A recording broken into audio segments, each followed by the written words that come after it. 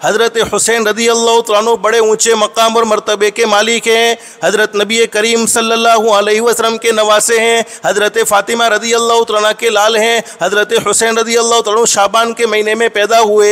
खुद हज़रत नबी करीम सल्लल्लाहु अलैहि वसल्लम ने नाम रखा और घूंटी भी खुद हज़रत नबी करीम सल्लल्लाहु अलैहि वसल्लम ने दी। वो मासूम बच्चे हज़रत नबी करीम सल्लल्लाहु अलैहि वसल्लम को बड़े प्यारे थे। और हज़रत हुसैन रदी अल्लाह तआला अन्हु बड़ी शान वाले, बड़े मकाम वाले। माँ बहने आपको मालूम होगा हज़रत नबी करीम सल्लल्लाहु अलैहि वसल्लम से सहाबाई किराम को बड़ी मोहब्बत थी, सहाबाई किराम को बड़ा प्यार था। बल्कि सहाबाई किराम फरमाते हैं हज़रत नबी करीम सल्लल्लाहु अलैहि वसल्लम के चेहरे अनवर का आलम ये था। सहाबाई किराम में से कई सहाबाई किराम ऐसे हैं जिनके घरों में खाने को कुछ नहीं होता था, फ़क्र फाका में ज़िंदगी गुजरती थी, तकलीफ़ों में ज़िंदगी गुजरती थी। सहाबी का बयान है भूख बड़ी परेशान कर देती, भूख बड़ी दुखी कर देती थी, लेकिन एक मरतबा हज़रत नबी करीम सल्लल्लाहु अलैहि वसल्लम के चेहरे मुबारक को देख लेते थे, भूख भी भूल जाते थे और तकलीफ़ों का एहसास नहीं होता था। वही हज़रत नबी करीम सल्लल्लाहु अलैहि वसल्लम ने हज़रत हुसैन रदी अल्लाह तआला को इतनी मरतबा बोसे दिए,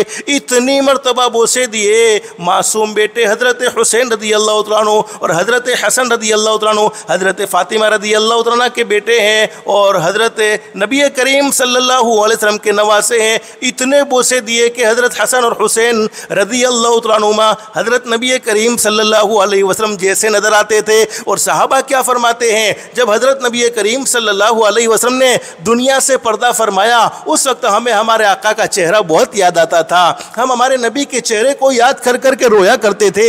लेकिन एक मरतबा हज़रत हुसैन रदी अल्लाह तआला के चेहरे को देखते थे तो अपने दिल को बहला लिया करते थे। इसलिए कि हज़रत हुसैन रदी अल्लाह तआला नबी करीम सल्लल्लाहु अलैहि वसल्लम जैसे नज़र आते थे। और हमारे नबी ने क्या फरमाया, हसन और हुसैन ये तो जन्नत के जवानों के सरदार हैं। और जिसने हज़रत हसन और हुसैन रदी अल्लाह तआला से मोहब्बत की उसने मुझसे मोहब्बत की, और जिसने मुझसे मोहब्बत की उसने अल्लाह से मोहब्बत की, और जिसने अल्लाह से मोहब्बत की जन्नत उसका ठिकाना है। और हमारे नबी ने फरमाया ईमान वाले ही हो सकते हैं जो मेरे नवासे से मोहब्बत करे।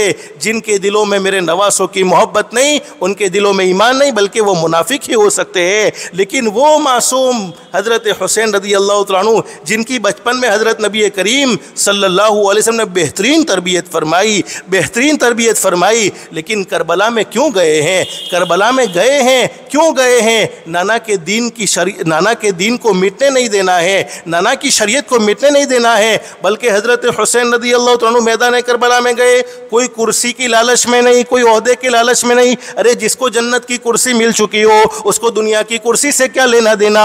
जिसको जन्नत के जवानों की सरदारी मिल चुकी हो उसको दुनिया की सरदारी से क्या लेना देना।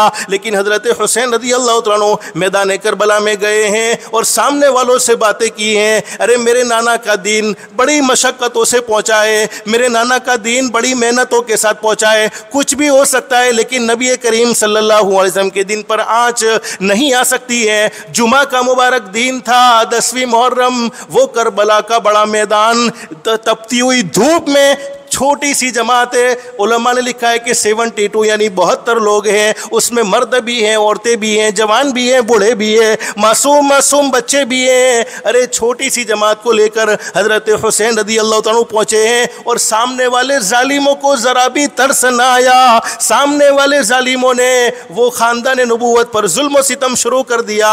बल्कि यहाँ तक लिखा है हज़रत हुसैन रदी अल्लाह तआला के बेटे अली अकबर बड़े बेटे शहीद हो गए, अली असगर शहीद हो गए। एक वो मौका भी आया हज़रत हुसैन रदी अल्लाह तआला अन्हु अपने ख़ानदान वालों का खून देख न सके।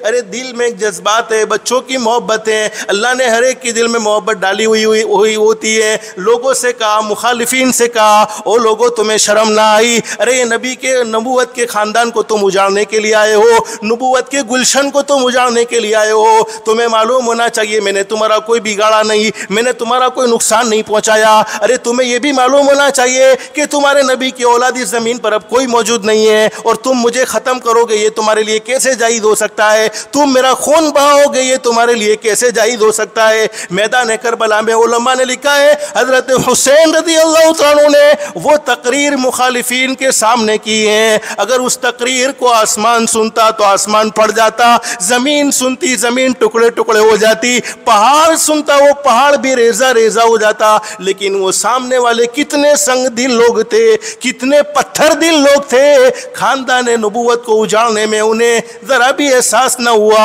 और छोटे बेटे अली असगर को शहीद कर दिया। हज़रत हुसैन रज़ियल्लाहु ताला अन्हु खून को हाथ में लेकर आसमान की तरफ फेंकते हैं और कहा इलाहुल आलमीन तूने देख लिया, ये तेरे नबी के ख़ानदान के साथ, तेरे नबी के ख़ानदान के साथ नबी की उम्मत ने क्या मामला कर दिया। लेकिन मैं मुख्तसर बतलाना ये चाहता हूँ, हज़रत मौलाना अबुल कलाम आज़ाद लिखते हैं असर की नमाज का वक्त हुआ है, असर की नमाज का वक्त हुआ है।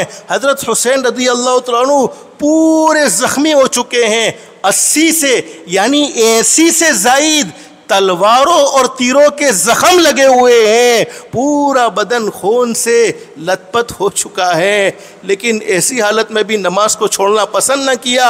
सामने वाले मुखालिफिन से कहा नमाज मेरे नबी की आंखों की ठंडक है, मेरे नाना की आंखों की ठंडक है और पूरी ज़िंदगी मेरे नाना ने ये पैगाम दिया है अस्सला अस्सला अस्सला, नमाज को कभी मत छोड़ना। हज़रत हुसैन रज़ियल्लाहु ताला ने असर की नमाज शुरू कर दी। दुश्मन भी जानते हैं, मुखालिफिन भी जानते हैं, अल्लाह ने नमाज में वो ताकत रखी है, अल्लाह ने नमाज में वो पावर रखा है कि नमाज पढ़ेंगे ताकत आ जाएगी, नमाज पढ़ेंगे पावर आ जाएगा, फिर हम हज़रत हुसैन रज़ियल्लाहु ताला का मुकाबला नहीं कर सकेंगे। चुनाचे हज़रत हुसैन रज़ियल्लाहु ताला सजदे में गए हैं और दुश्मनों ने सजदे की हालत में हज़रत हुसैन रज़ियल्लाहु ताला को शहीद कर दिया। माँ बहने, मैंने बहुत आसानी के साथ बोल लिया, आपने बहुत आसानी के साथ सुन लिया, लेकिन जिसके ऊपर गुजरी होगी, जिसका बदन ज़ख्मी हुआ होगा, जिसने खुद अपने बच्चों को अपने सामने तड़पते हुए देखा होगा, उसके दिल से पूछो कि क्या गुजरी होगी। और कोई गुनाह नहीं किया है, कोई हज़रत हुसैन रज़ियल्लाहु ताला ने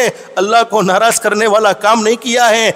जिनको दुनिया में जन्नत की बशारतें मिली हो और जिनकी तरबियत खुद हज़रत मुहम्मदुर रसूलुल्लाह सल्लल्लाहु अलैहि वसल्लम ने की हो, लेकिन पैगाम ये दिया है कुछ भी हो सकता है, नमाज को नहीं छोड़ा जा सकता, कुछ भी हो सकता है, नमाज को नहीं छोड़ा जा सकता। मुसलमान नमाजी होता है।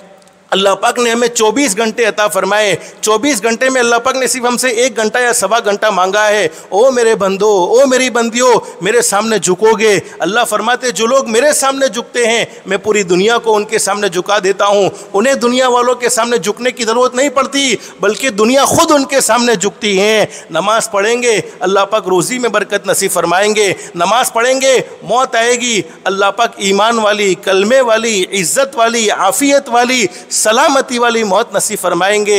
आज हमारे घरों में बेनमाजी, फजर की नमाज में हम किसी मुसलमान के महल्ले से गुजर जाए तो ये फैसला बड़ा मुश्किल मालूम होता है कि हम किसी मुसलमान के महल्ले से गुजरे हैं या किसी गैर के महल्ले से गुजरे हैं। इतना गफलत में मुसलमान सोया हुआ है। फिर ज़िंदगियों में परेशानियाँ नहीं आएगी तो और क्या होगा, ज़िंदगी में दुख नहीं होंगे तो और क्या होगा। फिर कहेंगे मौल साहब घर चेक करो ने, अरे कोई प्रॉब्लम है, जादू की प्रॉब्लम है, जिन्नात की प्रॉब्लम है, रोज़ी में बरकत नहीं है।